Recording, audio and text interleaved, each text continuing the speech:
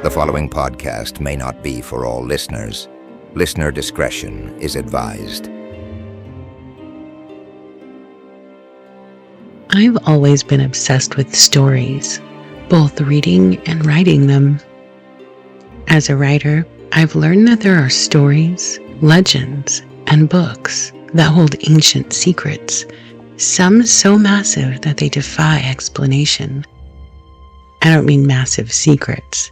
I mean the book itself is massive. In this episode, I'll walk you through the pages of the Codex Gigas, a 165-pound book cloaked in centuries of rumor, obsession, and a name that ignites fear. Join me as I journey through the unexplained realms and delve deep into the shadows of medieval history, unraveling the mystery behind one of the most ominous books ever written. So turn down the lights, lock your doors, and curl up with someone who isn't afraid. This is a story you might not want to hear alone.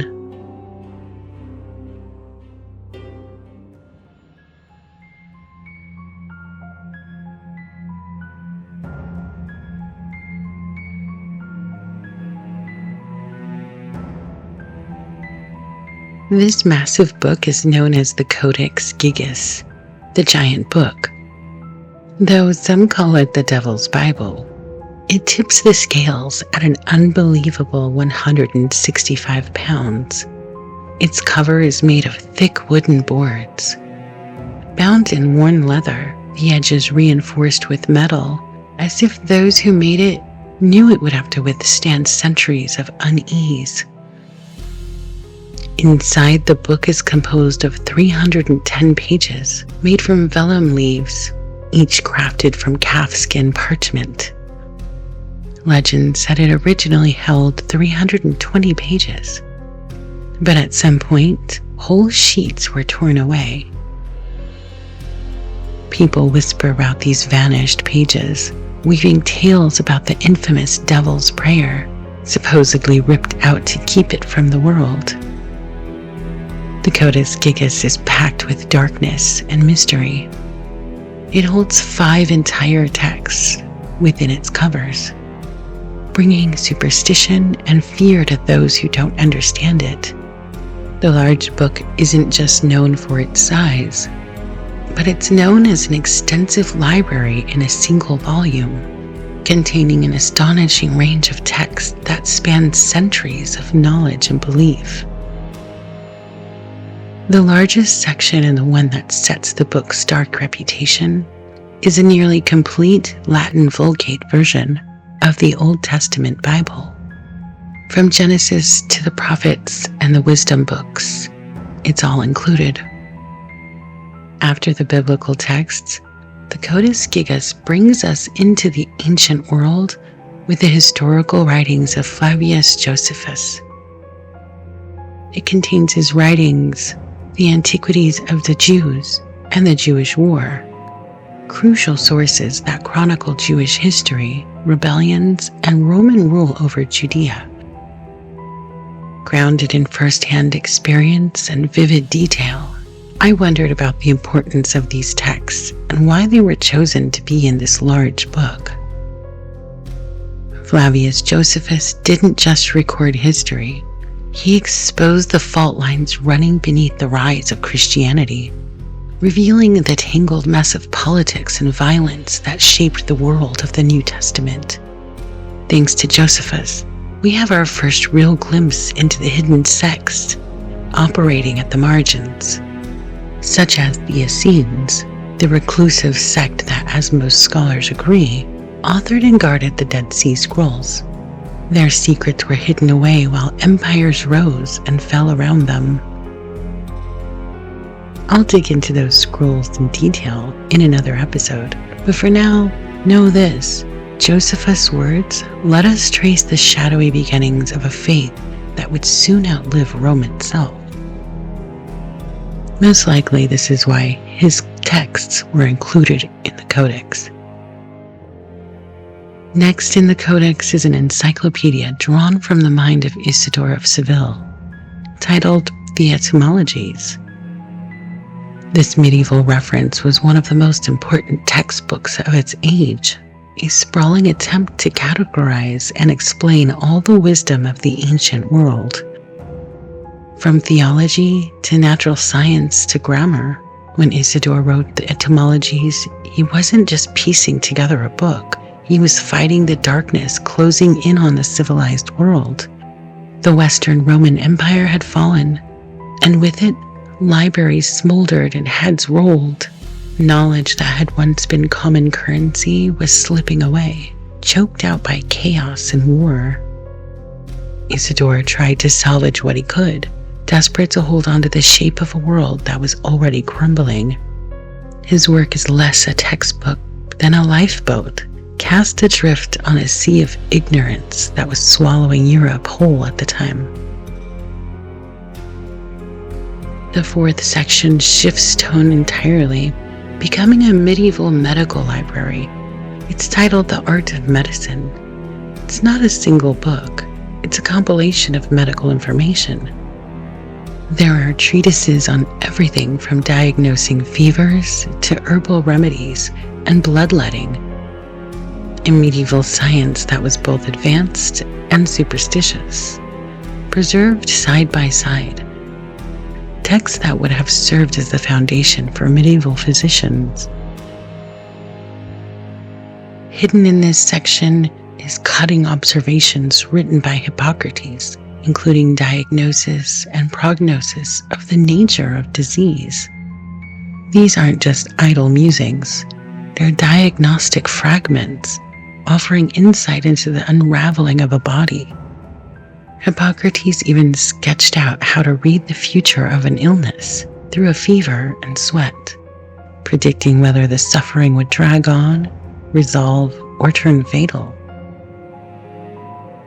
The final section is compiled from various books and documents. The Chronicle of Bohemia, written by Cosmas of Prague in the 12th century.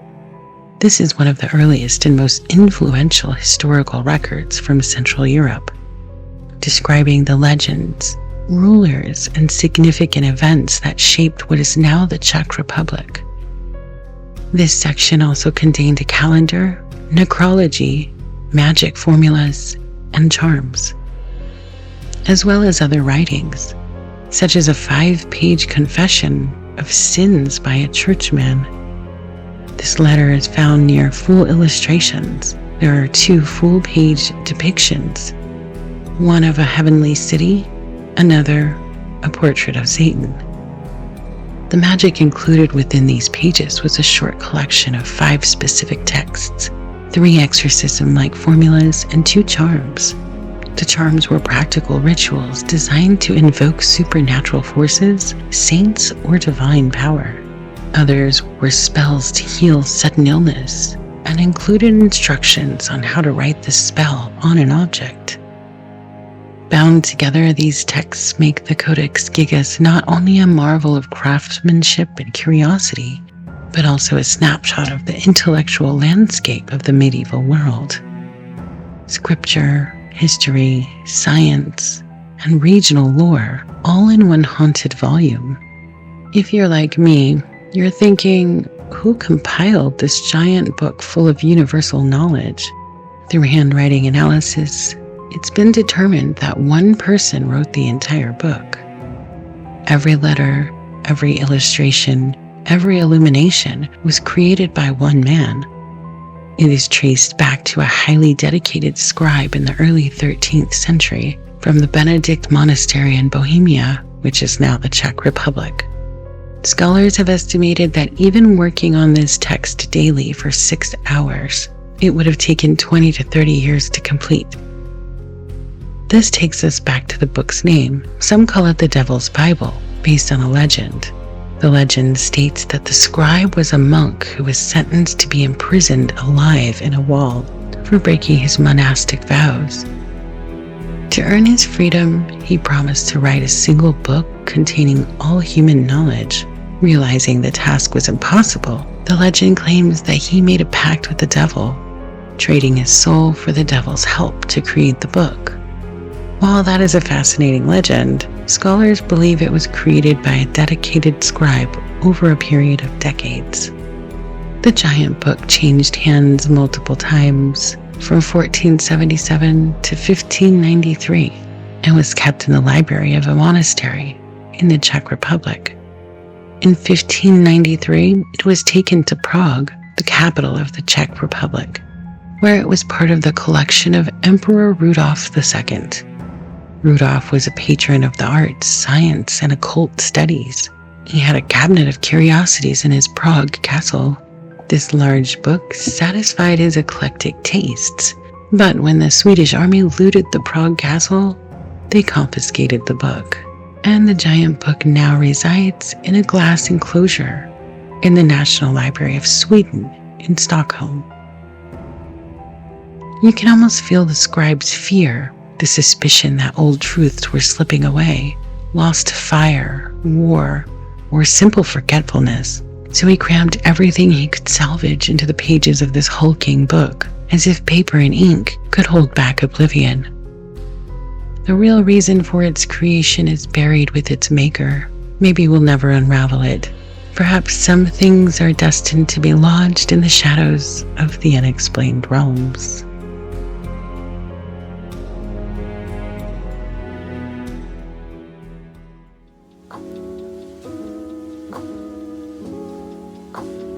The full-page illustration of the devil is the strangest depiction of the devil I've ever seen.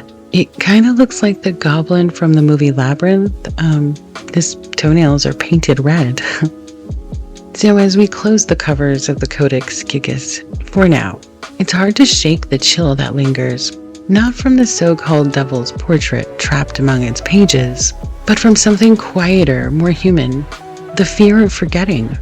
Whoever assembled this book was staring into the abyss, haunted by the thought that knowledge would vanish forever into the dark. Was it desperation or hope that drove him to gather the original Bible, forbidden texts, medical lore, all under one cover? Maybe it was both. Possibly his last frantic bid to save whatever he could. In the end, the giant book endures, outlasting centuries of war and decay, daring us to wonder what will matter when our words are all that's left. Until next time, keep your mind open and remember, when you wander through the shadowy places where history blurs into mystery, it's knowledge that lights the way. Nourish your mind, because in the end, knowledge is the only power.